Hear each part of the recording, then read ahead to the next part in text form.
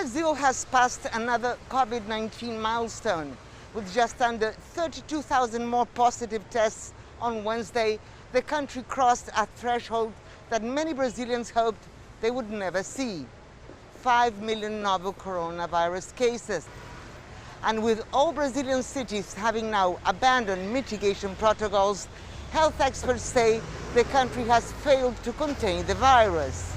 Rio de Janeiro and São Paulo, the two hardest hit states, eased restrictions in June.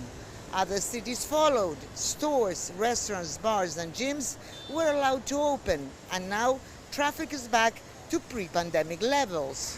Brazilians are torn between an apparent failure in leadership and the harsh realities of needing to work. If you stay at home, you are isolating. But isolating from what? From the pandemic? Or are you going to go hungry? What kind of solution is that? In my opinion, there was never any real concern to avoid this outcome. They just ignored it, and now we are seeing the consequences. Meanwhile, President Jair Bolsonaro, who has tested positive for the virus, like his US counterpart Donald Trump, continues to oppose lockdowns. Bolsonaro says that coronavirus vaccine will not be mandatory once it becomes available. Ironically, Brazil has become one of the world's major testing grounds for COVID-19 vaccines. Brazilian researchers will run trials for as many as 4 vaccines from China, Russia, the United States, and the UK.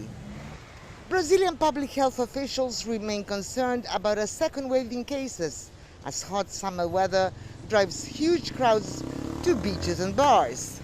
Brazil is expected to reach the 150,000 fatality mark in the next few days. Another sign of the pandemic's devastating impact here in Rio de Janeiro, the city's world-famous carnival has been cancelled for the first time in a century.